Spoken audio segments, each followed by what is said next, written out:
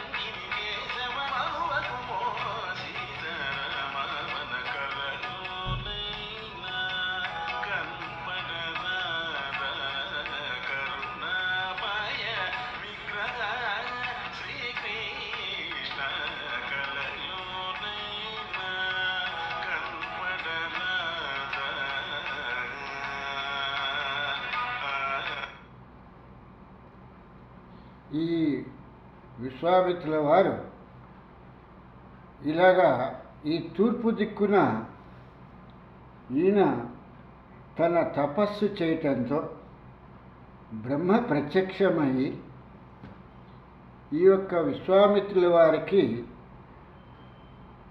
బ్రహ్మ ఋషి అనేటువంటి పదాన్ని ప్రయోగించడం జరిగింది. ఈ బ్రహ్మ ఋషత్వానికి వచ్చేటువంటి విశ్వామిత్రుల వారు ఎంతో నియమనిష్టలతో మొట్టమొదట ఉత్తర దిక్కు నుంచి ప్రారంభించి ఈశ్వర ఆరాధనతో ప్రారంభించి మళ్ళీ పడమర దిక్కుకు వచ్చేటప్పటికి బ్రహ్మని ఆయన ఈ యొక్క దక్షిణ దిక్కుకు వచ్చేటప్పటికి బ్రహ్మని ఆయన ప్రసన్నుణ్ణి చేసుకుని రాజఋషి అనేటువంటి బిరుదుని పొందటం జరిగింది. అంటే క్షత్రియులు అనేటువంటి వాళ్ళకి, రాజులు అనేటువంటి వాళ్ళని క్షత్రియులు అంటారు కాబట్టి ఈ రాజులలో నీవు ఋషి పుంగవుడవు అనేటువంటి విషయాన్ని బ్రహ్మ ఈ యొక్క దక్షిణ దిక్కుగా ఈయన తపస్సు చేస్తున్నప్పుడు ఉత్తరం వైపు నుంచి దక్షిణం వైపుకు వచ్చినప్పుడు ఈయన్ని ఈ యొక్క రాజఋషి అని సంబోధించడం జరిగింది. అక్కడికి సంతృప్తి చెందక విశ్వామిత్రుల వారు తను క్షత్రియ వంశంలో నుంచి, అంటే క్షత్రియ కులం, అంటే క్షత్రియ వర్ణంలో నుంచి ఈ యొక్క బ్రాహ్మణ వంశంలోకి రావాలి, వర్ణంలోకి రావాలి అనేది అనుకోవటంతో ఆయన మళ్ళీ ఈ యొక్క ఉత్తర దిక్కుకే వచ్చి మళ్ళీ తపస్సు చేయటం ప్రారంభించారు.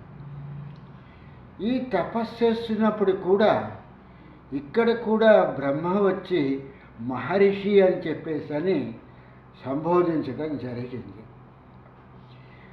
మళ్ళీ అక్కడి నుంచి తూర్పు దిక్కుగా వచ్చిన తర్వాత మాత్రమే ఈయనకి ఈ తూర్పు దిక్కులో బ్రహ్మ ఋషి అనేటువంటి బిరుదుతో ఆ ఒక్క బ్రహ్మత్వాన్ని ప్రసాదిస్తూ ఆ ఒక్క బ్రహ్మ మొదలైనటువంటి దేవతామూర్తులందరూ కూడా వచ్చి ఈ యొక్క విశ్వామిత్రుణ్ణి బ్రహ్మ ఋషి అని చెప్పేసి చెప్పటం జరిగింది.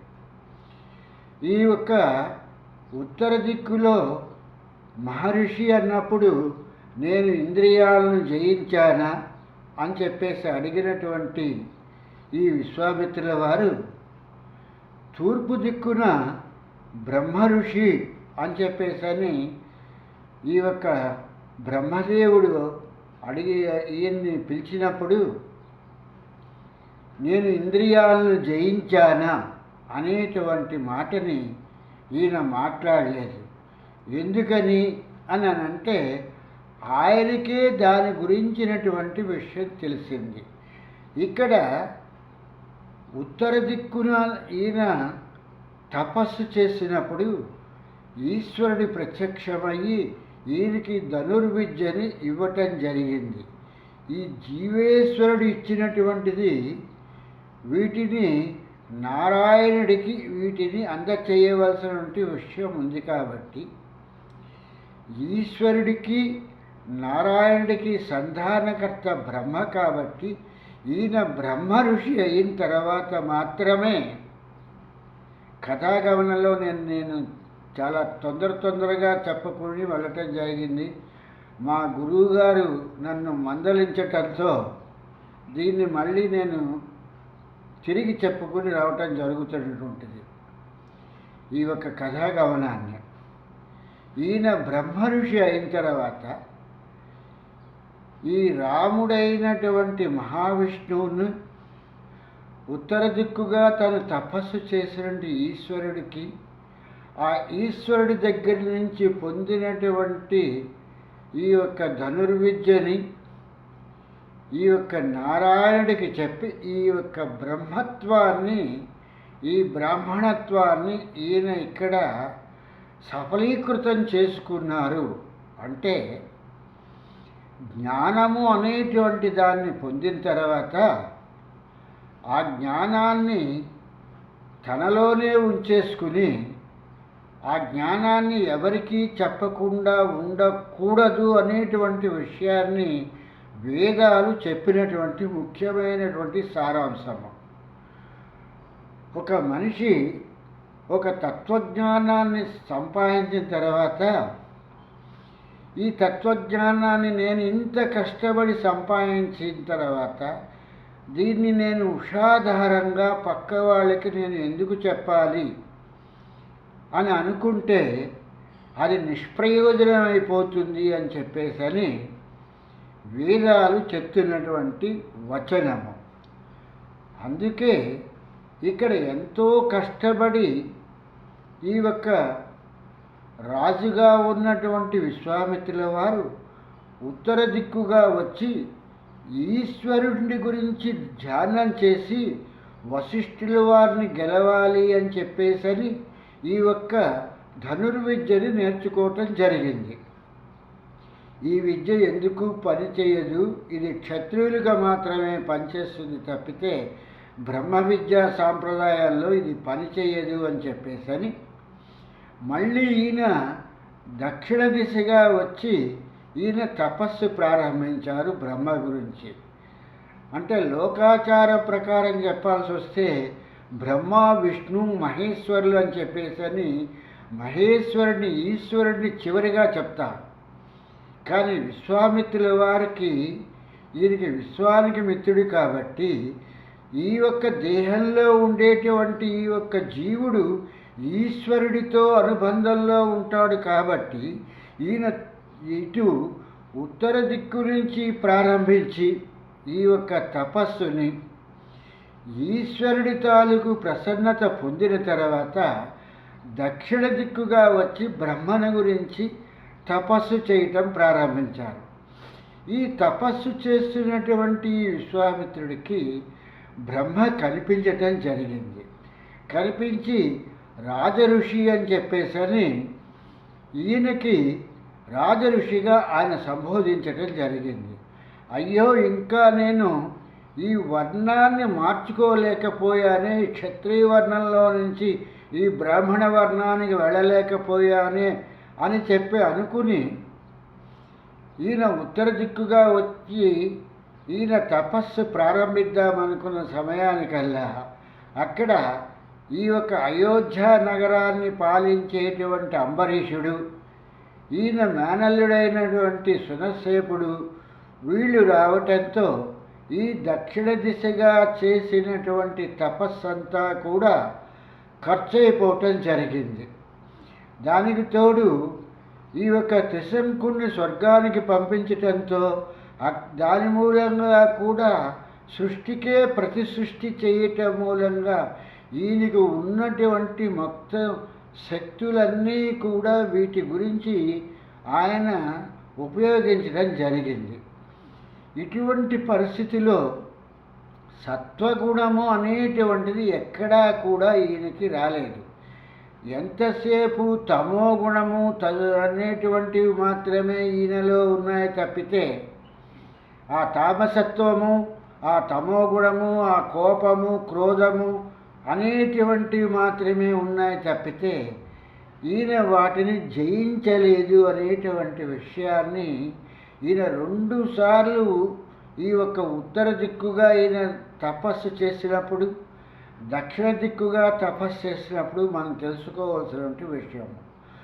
తూర్పు దిక్కుగా వచ్చి ఈయన తపస్సు చేస్తున్నప్పుడు ఆ సూర్య భగవానుడైనటువంటి లోకాలకు అతీతుడైనటువంటి ఆ సూర్య భగవానుడి తాలూకు ప్రసన్నతతో రంభ వచ్చి తనని ఈ యొక్క తపస్సుని భగ్నం చేసినప్పుడు కూడా ఆవిడ్ని శపించి మళ్ళీ ఇంద్రుణ్ణి పారిపోతున్నా, ఇంద్రుడు మన్మధుడు పారిపోతున్నా కూడా వాళ్ళని ఏమీ అనకుండా అయ్యో నా తపస్సు ఇలా వృధా అయిందని చెప్పేసరి ఈ యొక్క తూర్పు దిక్కున ఈయన మళ్ళీ ఈ యొక్క తపస్సు చేసి బ్రహ్మని గురించి ఆ యొక్క బ్రహ్మని ప్రసన్నం చేసుకుని అప్పటికి కానీ ఈయనలో ఉన్నటువంటి ఒక కామము, క్రోధము, మోహము, లోభము అనేటువంటి ఇవన్నీ కూడా తొలగిపోవటం జరగలేదు. ఇవన్నీ తొలగిపోయిన తర్వాత మాత్రమే ఈ సత్యగుణమైనటువంటి ఈ యొక్క సత్యలోకంలో ఉన్నటువంటి బ్రహ్మ వచ్చి నువ్వు బ్రహ్మ ఋషి అయినావు అని చెప్పేసేటువంటి విషయాన్ని చెప్పటం జరిగింది. అంటే మిగిలినటువంటి వాళ్ళకి బ్రహ్మ ఋషికి ఉన్నటువంటి తేడా ఏంటంటే చీటికి మాటికి కోపాన్ని తెచ్చేసుకుని క్రోధంతో ఉండేటువంటి వాడు ఎప్పటికీ కూడా ఈ బ్రహ్మపదాన్ని చేరుకోలేడు అనేటువంటి విషయాన్ని ఈ విశ్వామిత్రుడి కథ మూలంగా మనం గ్రహిస్తున్నటువంటి విషయం. అంటే ఇవి ఎంతవరకు ఉండాలి అని అంటే, ఉదాహరణగా ఒక కూరలో మనం ఈ ఒక ఉప్పు అనేటువంటిది వేస్తున్నామంటే అది ఎంతవరకు రుచి ఉంటుందో అంతవరకు మాత్రమే ఉండాలి. అలా బియ్యం పాకం చేసినప్పటికీ కూడా అందులో ఉప్పు పుట్టగా రుచి పుట్టగా నేర్చునుటయ్యే భాస్కర అని చెప్పేసి భాస్కర శతకంలో అందుకే ఈ విషయాన్ని శతకకర్త చాలా చక్కగా చెప్పటం జరిగింది. ఎంత మధురమైనటువంటి పదార్థమైనటువంటి కూరలు ఎన్ని జీడిపప్పులు ఎన్ని ఇవి వేసి అది తయారైనప్పటికీ కూడా సరైనటువంటి పాలలో ఆ ఉప్పు అనేటువంటి దాన్ని వెయ్యకపోతే ఆ ఉప్పు ఎక్కువైతేనేమో ఆ ఉప్పు మూలంగా ఆ ఒక కూర తాలూకు రుచిపోతుంది. ఉప్పు తక్కువైతేనేమో దాని టేస్టే మారిపోతుంది. అలాగే ఇక్కడ క్రోధము అనేటువంటి కోపము, అలాగే ఈ యొక్క కామము అనేటువంటి ఎంతవరకు ఉండాలో అంతవరకు మాత్రమే ఉండాలి తప్పితే అంతకు మించినటువంటి వాటిని తీసుకుంటే వాటి మూలంగా ప్రమాదం ఉన్నది అనేటువంటి విషయాన్ని ఈ విశ్వామిత్రుడి కథ ద్వారా మనకి తెలిసేటువంటిది. ఈ వర్ణ వ్యవస్థని కూడా ఎందుకు ఇలాగా ఈ చతుర్వర్ణాలని తీసుకున్నారంటే సత్వగుణాన్ని కలిగినటువంటి వాడిని బ్రాహ్మణులని, రజోగుణంతో ఉన్నటువంటి వాడిని క్షత్రియులని, తమో గుణంతో కలిగినటువంటి యొక్క వీళ్ళని వైశ్యులని, మిగిలినటువంటి వాళ్ళని ఈ యొక్క శూద్రులు అని చెప్పేసి సుదూరముగా ఉండేటువంటి వాళ్ళని ఈ వర్ణ వ్యవస్థని తీసుకోవటం జరిగింది. ఈ వర్ణ వ్యవస్థలో చెప్పాల్సి వస్తే ఒక పిరమిడ్ తీసుకుంటే కింద పిరమిడ్కి విశాలమైనటువంటి ఈ యొక్క దాన్ని ఏమంటామంటే బేస్ అని చెప్పేసి అని అంటాము. అంటే ఈ మూలమైనటువంటి పదార్థం ఎప్పుడూ కూడా చాలా వెడల్పుగా, చాలా విస్తీర్ణంగా, చాలా ఎక్కువగా ఉండాలి. ఆ విస్తీర్ణంలోంచి వచ్చిన తర్వాత ఆ పిరమిడ్ తాలూకు కొన ఎలాగైతే సూదిగా ఉంటుందో, అంటే జ్ఞానము అనేటువంటిది ఈ యొక్క త్రిభుజాకారంగా ఉంటుంది. త్రిభుజాల కింద విశాలంగా ఉండి మీదకి వచ్చేప్పటికి ఎలాగైతే సూదిగా ఉంటుందో అలాగే ఈ యొక్క సత్వగుణానికి వచ్చేటప్పటికి క్రోధము ఇవన్నీ కూడా పోయి, కామం అన్నీ కూడా పోయి శాంతవచనాలతో ఉండటానికి వీళ్ళని బ్రాహ్మణులు అని చెప్పేసి అని అంటారు అని చెప్పేసి బ్రహ్మవర్ణము అనేటువంటి వర్ణాన్ని ఇక్కడ చెప్పటం జరిగింది. ఇది సత్వగుణానికి సంబంధించినటువంటి విషయం కాబట్టి క్రోధంలో ఉన్నటువంటి వాడు కులం ప్రకారంగా బ్రాహ్మణుడు క్రోధంలో ఉంటే, కోపంలో ఉంటే వాడిని బ్రాహ్మణుడని అనరు. అందుకే జాయతే బ్రాహ్మణ అని చెప్పేసి అని వేదాలు చెప్తున్నటువంటిది. ఇది పుట్టుకతో వచ్చేటువంటిది కాదు, సాధనతో తనలో ఉన్న సత్వగుణాన్ని మీదకి తీసుకొచ్చిన వాడు మాత్రమే బ్రాహ్మణుడవుతాడు, బ్రహ్మ అవుతాడు. ఈ యొక్క బ్రహ్మ పదార్థం అనేటువంటి దానికి రంగు, రుచి, వాసన వీటికి ఏ విధమైనటువంటిది ఏమీ లేదు. అంటే ఈ కామక్రోధ మోహ లోభాలు అనేటువంటి ఏవి కూడా ఇక్కడ అంటుకోవు అనేటువంటి విషయాన్ని ఇక్కడ చెప్పటానికే ఈ విశ్వామిత్రుడి తాలూకు కథను తీసుకుని ఈయన మళ్ళీ తూర్పుకు వచ్చి ఈయన ఈ యొక్క తపస్సు చేసేంత వరకు కూడా బ్రహ్మ ఋషి కాలేదు అనేటువంటి విషయాన్ని మనం గ్రహిద్దాము. మిగిలిన విషయాలని రేపు మనం విశదంగా మళ్ళీ తెలుసుకుందాము. అంతవరకు ఆ వెంకటనాథుడి అనుగ్రహంతో ఈ విశ్వామిత్రుడి తాలూకు కథని మననం చేసుకుంటూ ఈ కథలో ఉన్నటువంటి విషయాలు ఇటు రామాయణానికి ఇటు భారతానికి ఎందుకు ఇలాగ ఈ ఋషులు లింక్ చేసి సంధానకర్తగా ఈ విశ్వామిత్రుడిని ఉదహరించడం జరిగింది అని మనకున్న విజ్ఞానంలో ఆలోచిస్తూ మిగిలిన గురుదేవులు ఏం చెప్తారో తదుపరి విందాము. అంతవరకు స్వామి శరణం, స్వామి శరణం, స్వామియే శరణమయ్యప్ప.